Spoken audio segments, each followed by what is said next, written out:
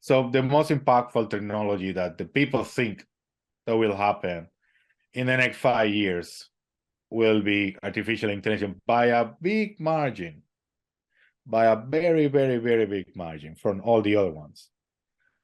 It's like, yeah, it's a big margin. So what do you think about that survey though? Survey I result. I'm kind of like, I mean, I'm bullish on in general on the whole data story, the machine learning, the data platform, data engineering. I'm bullish on that. But I don't think, especially for many existing organizations, that the impact of artificial intelligence is going to be that dramatic. Hello and welcome to B2B Tech Talk, the podcast where two experts in the field of technology and business come together to discuss the latest trends and developments in the world of B2B. Join Enrique and Jose Enrique as they dive into the most exciting and innovative technologies driving the B2B landscape forward.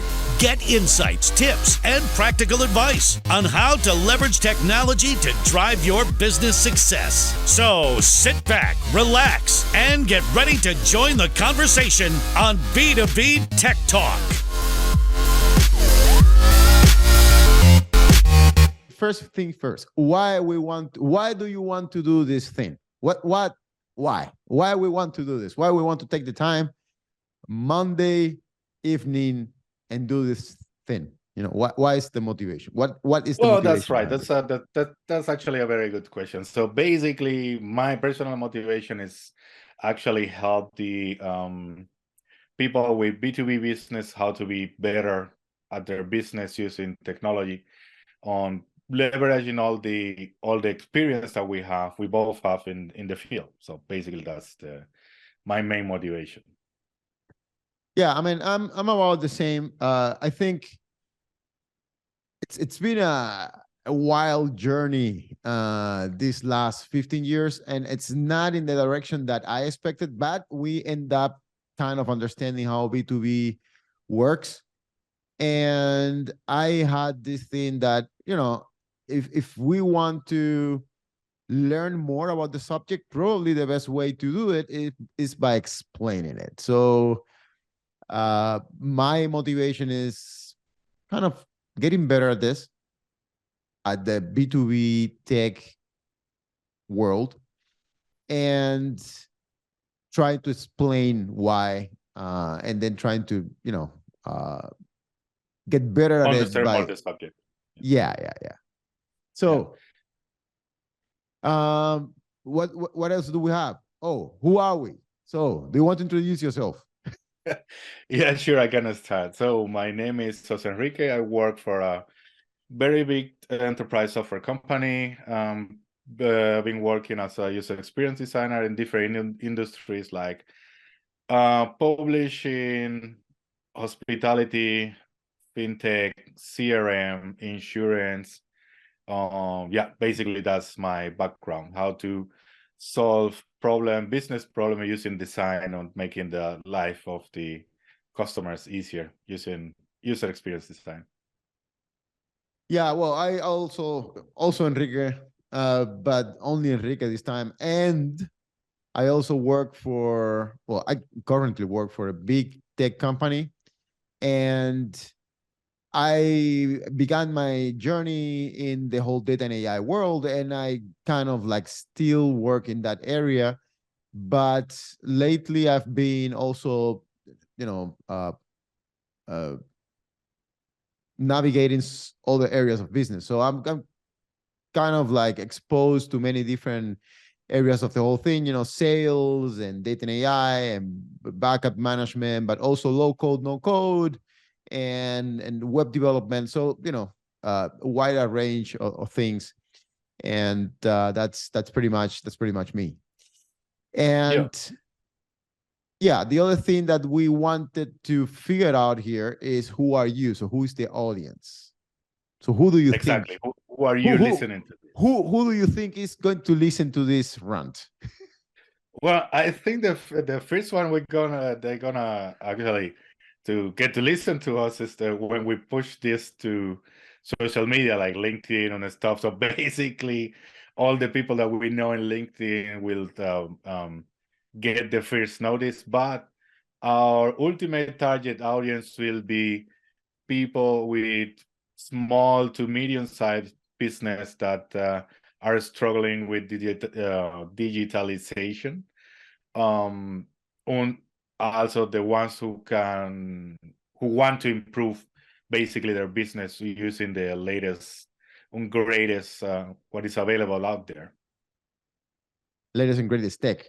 Uh, yes, latest and greatest tech, of course. That's an interesting take. I've been thinking, before we decided that we wanted to do this thing, I spent the whole weekend thinking about what to talk about actually, and I was my first impulse, when I began to look for some information and that kind of thing, was to look at things like, digitalization, how this whole digitalization journey looks like. But in the title of the podcast, we decided to call this the B2B Tech Talk.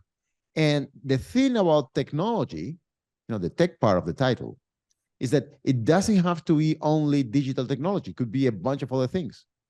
So the question is, do we only want to focus on digital tech, or we want to focus on other stuff? And I think, honestly, knowing each other, as I do, probably we will, from time to time, deviate from the whole digital realm and land in some other place.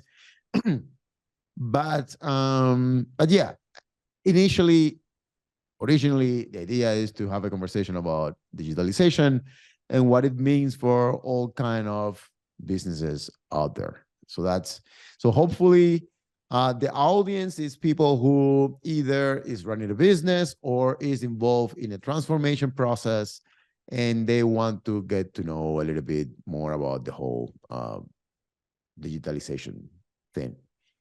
Yeah, there's a lot of content about it out there. There's a lot of content about it, and we are going to try to do our best to differentiate ourselves with this. Yeah, we are going to try first not to make it boring, because it's business stuff is usually boring. So we kind of try to do a little more dynamic. Let's see if that works. Let's see how that works.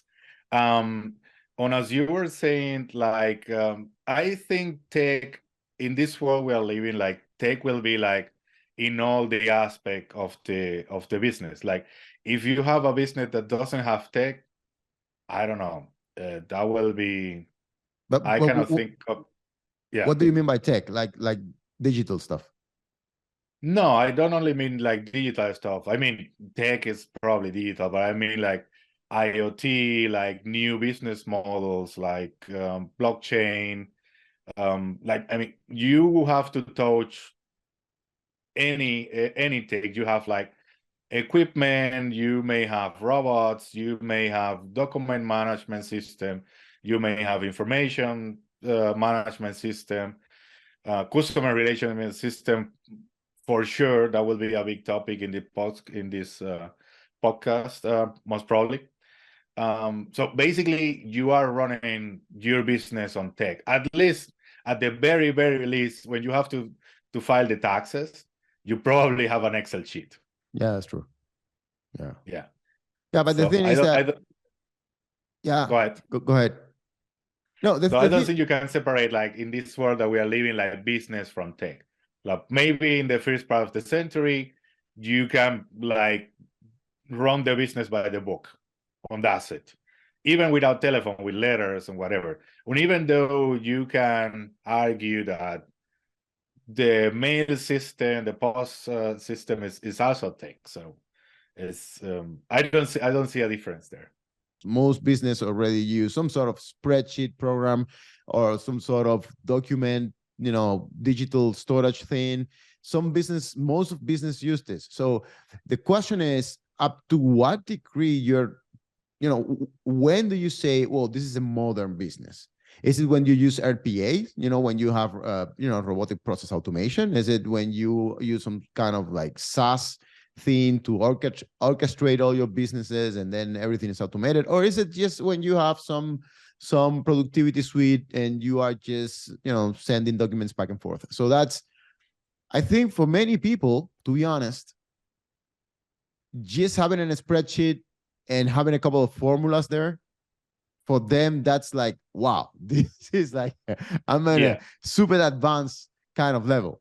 And it can get crazier and crazier. Now, the question is, do I get an ROI by investing in technology? Is it just because it's fancy, or is it because I am actually getting some return on that investment that I'm doing, and I'm really seeing a boost in productivity, I'm seeing a boost in efficiency, the bottom line of my business, I have more revenue. So that's for me, that's the big question, is what is the impact of digitalizing? And to go back to the stuff that I was looking at the weekend, I was there was from the Boston Consulting Group, there was this article that was saying that only 30% of big companies, I'm not talking here like small businesses, this is big companies, only 30% managed to really do a good job at this digitalization transformation process.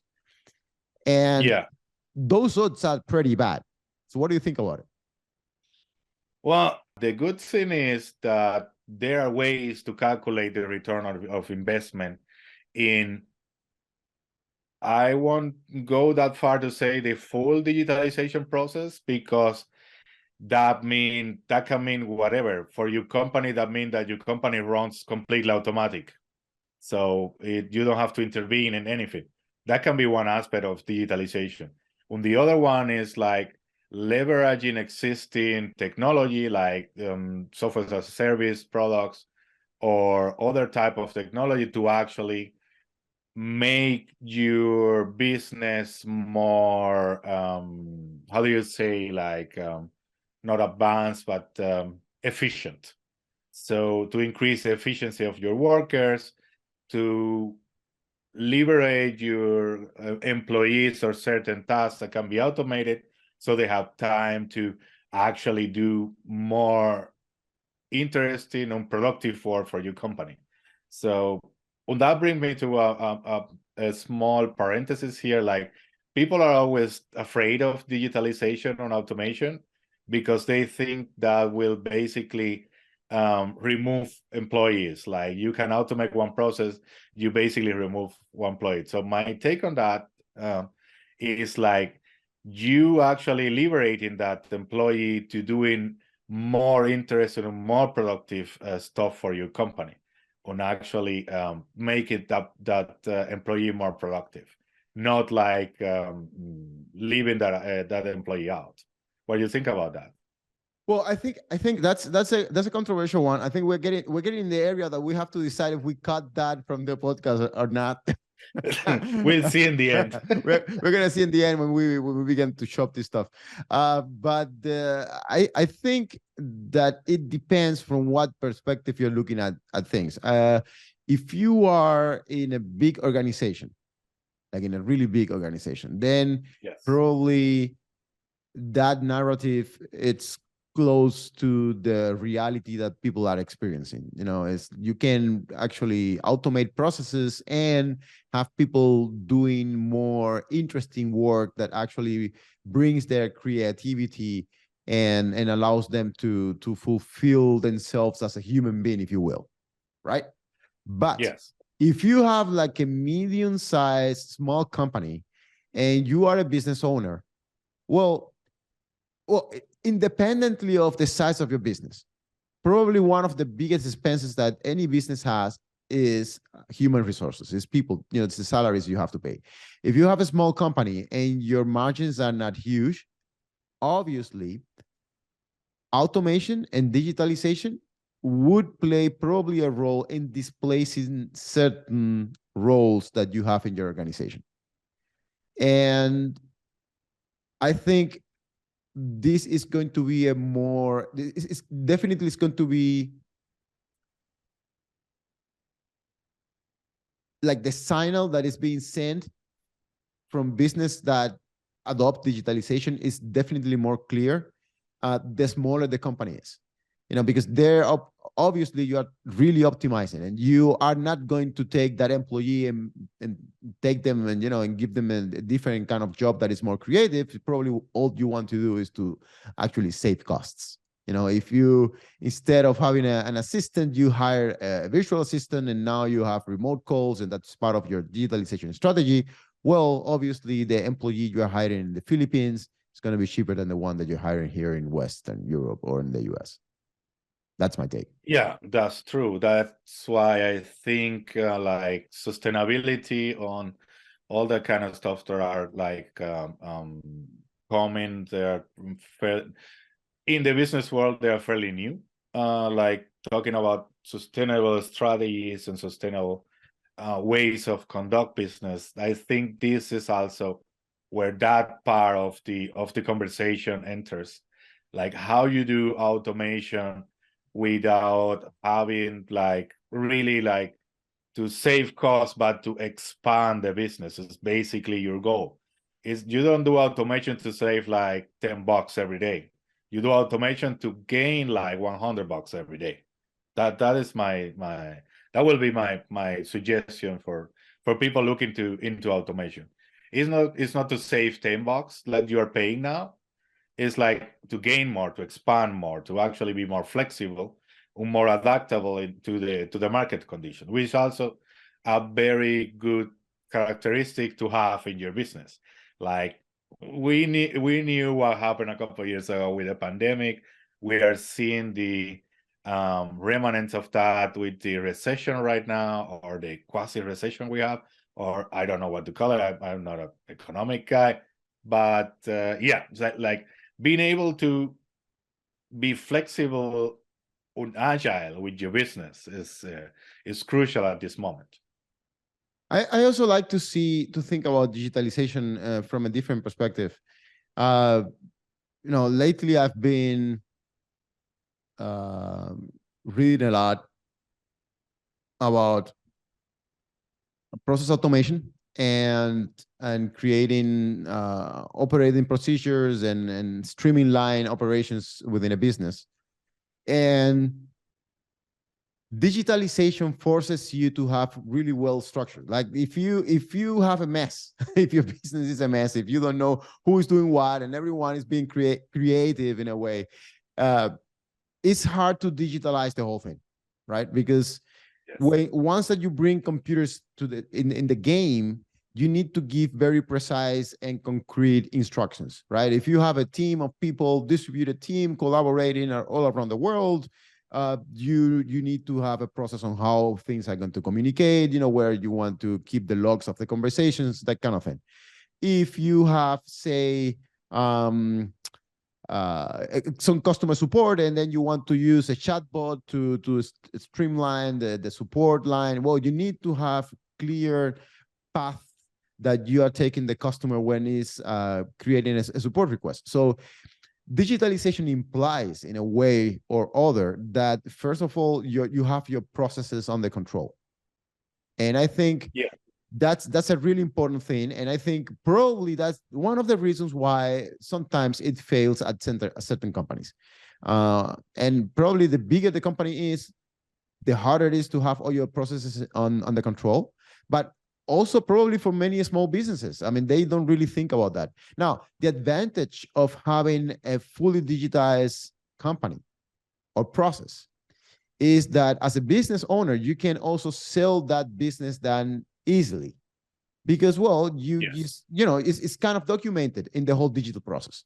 So I think that's probably one of the main advantages of having the process, the whole company acting as a digital unit, is that, well, that's an asset that you can actually sell, and it's documented somehow in that you have clear processes that are being translated into your digital processes, right? So that's for me probably one of the main advantages. And obviously there is the whole sustainability discussion. If you want to make an impact in the world, and then you, for instance, you don't want to burn fuel in the air, and instead of that you want to have a coal, then probably it's also make things more efficient than just with people, like physically, from one part of the world to the next. But yeah, it's kind of complicated. Yeah. Yeah, so basically we got used to that with the pandemic, when everybody got at home and everybody's on Zoom or whatever. Yeah, what you were talking about is like not only the process for the company is something that a lot of companies don't even have, which is the customer journey, or in the case that you were talking, the employee journey. Like, what does this person have to do? I was reading the other day, I don't remember, I have to look it up on CD, put in the show notes probably.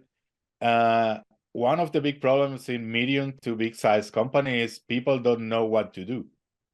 It's surprising, but a lot of time, like, employees don't know what to do or how to do it. So communication is key, and employee journey is key. Knowing your customer journey in all these steps, on all the touch points, on all the problems that your customer may have, is also pretty crucial to digitalize or automate. And this is something that only big companies in certain part of the business know about it. That's pretty accurate. I think it's like in many companies that people is wondering. I recall when I was in the gaming industry that there was some change, some restructuring, and people were really mad that there was not clear leadership. Like there was no one there that was telling them what to do next, and Yes. that's something that it's kind of surprising for me, but it happens really often. So yeah, I mean, it boils down at the end of the day to have clear processes that you can project into your digital landscape. And then the other part of tech, that's why at the beginning I was telling you, well, if we are going to talk about tech, are we going to talk about only the digital technology that empowers people, or also the content that you're using? Is that also a form of tech? Well, to me, it's kind of it. If you asking me, is it selling in social media? Is doing B2B sales also a form of technology? Well, probably it is. I mean, at least for me, it's probably it is. It's a craft in a way. It's a craft, and so yeah. But that's debatable if we got there or not. So I have for you something interesting here. I don't know if you can get this. Go ahead. Image. I have this image here. Let me see if I can. You're gonna share the screen? No, I'm not sharing the screen. I'm pasting that and I'm sending that in your phone, because we are learning how to use. Yeah, it's quicker. Fine. So let me. Yeah, let me look at the screen here. Let me see how I. No, this is not the way this works. So I think I have to. Yeah, do not leave this in a vacuum. Yeah. Basically, it's like you have to have a clear plan for everybody in the company to follow. Yeah, I have been in companies that the same case that you were, like big change. The manager is gone, and the employees they don't know what to do till the new manager arrives.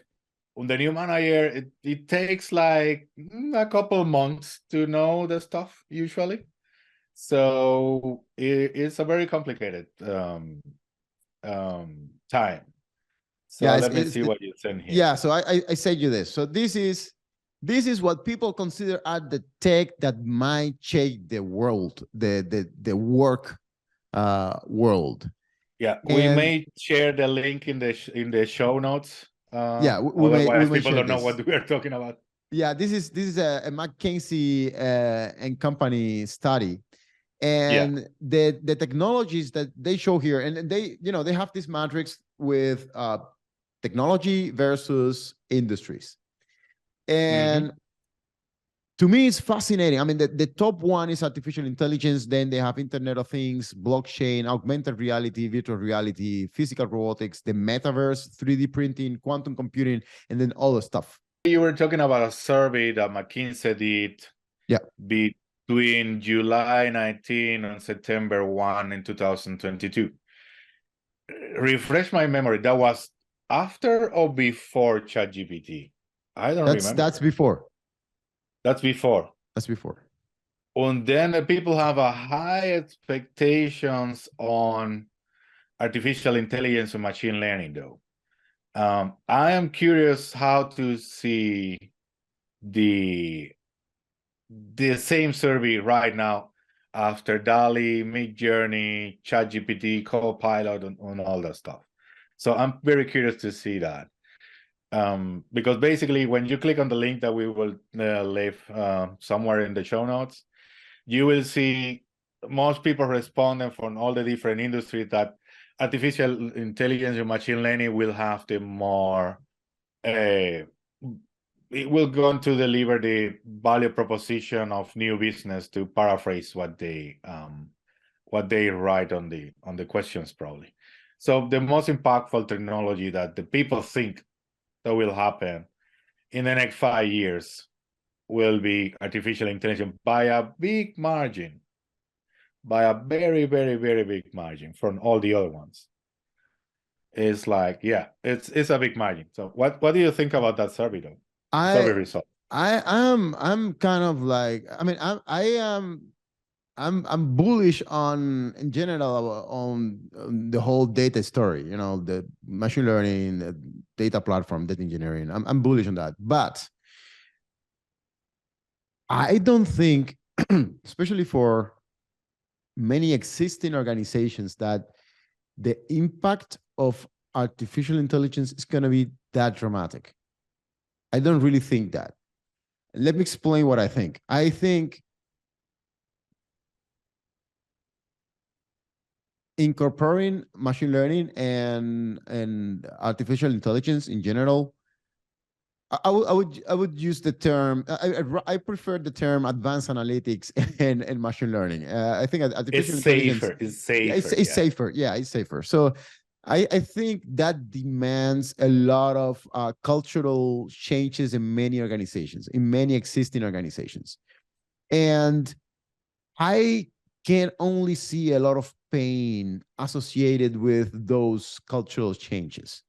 And for that reason, I think the friction moving forward to implement that vision, where we have a world or a workforce that it's being aided by artificial intelligence or by machine learning or advanced analytics. So I really think that the problem is that most of organizations are not ready to take the step. So I think the revolution will probably come from organizations that do not exist at this moment or are being born right now, because these organizations are going to be like cloud native or artificial intelligence native. You know, they are going to have that in their DNA, and they will embrace this change and this technology with all the cultural changes that are necessary to actually run these kind of organizations. They're going to have the processes in place. They're going to have the right roles defined. They will have everything aligned so they can have this symbiotic relationship with technology, which I don't think is the case of many existing organizations. That some of them will be able to reinvent themselves, but that, to be honest, is the minority of organizations. So those are my thoughts about the whole artificial intelligence and in general any technology that might be disruptive for businesses. Yeah, I think you make a good point. It's like the artificial intelligence or AI native companies or cloud natives that a lot of companies are struggling in moving to the cloud, like moving on-premise software to the cloud, that there is still a lot of problems there on cultural change and money that they have to pay, and companies that had on-premise software that they are not serving on-premise software anymore, but they have to move to the cloud, etc. So basically, the advantage of creating this type of company you are mentioning, like a native AI artificial company, yeah, that will be, I agree with you 100%. That will be most of the winners. A lot of the big players have to adapt to survive. in this world, but this will take a couple of years. On a lot of people think like AI or machine learning as this magical tool, but everybody forget that to make that work in your organization or your business, you have to start first collecting data, the data from your business. So it's not that easy. You have to integrate with the data with your that your business produce. On nobody's collecting that data, or very, very few people are collecting that data in a in a meaningful manner that they can implement an artificial machine learning system on top of that. So yeah, you will need things like process mining, for instance. But if you have something like process mining to actually be able to gather all the information, all that log data about every single step that of the customer journey or whatever process you have in place, you really need to have a culture where you have these processes well defined. And if you don't, and if you are not, and if you don't have any kind of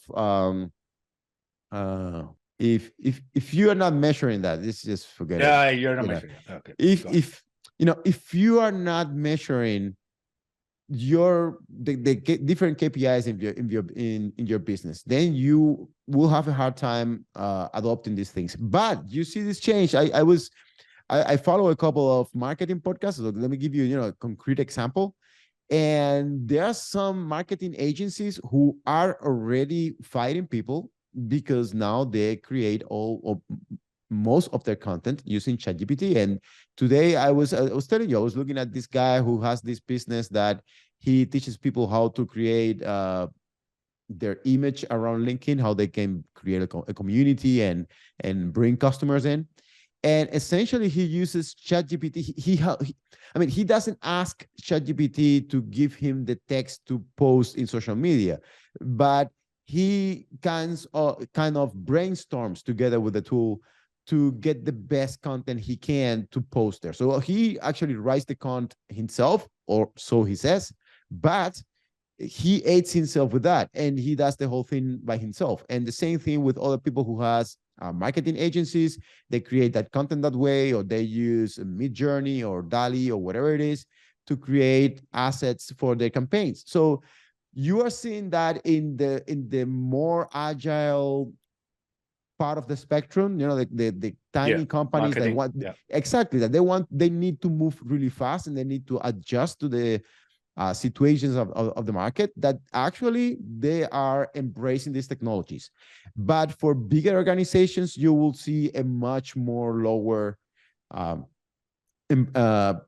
integration of these tools with their processes. At least that's my opinion. Let's see what happens. I don't have a glass ball. Crystal I'll say ball. that. A crystal ball. Crystal ball. So, well, if we had a crystal ball, we probably won't be doing this podcast anyway. So yeah, exactly. When with that about the crystal ball, I think it's a good time to wrap this up. So thank you for watching. So hope you see us, or we see us, or how do we say that? You listen to us. Actually, I hope they listen at us, because probably the main way to distribute this thing will be like podcast. Yeah, like a podcast. Yeah, we're gonna drop the video as well in YouTube, but podcast. Yeah, let's do that, and let's upload the video and see what happens. So this is an experiment. See where we go. I think there's a bunch of topics that we can touch, and see you in the next one. Yeah. Oh, by the way, if you have any topic that you like us to cover, just send us an email to b2btechtalk.podcast@gmail.com. Since we figured out the new email, it will be a better one than that one. But if you want to reach us, it's like b2btechtalk.podcast@gmail.com. So it's gonna be somewhere nice rest of the week down there sometime somewhere. We'll probably put it in the video as well. Yeah. All right. Thank you for listening. Talk to you later. Bye-bye. Bye.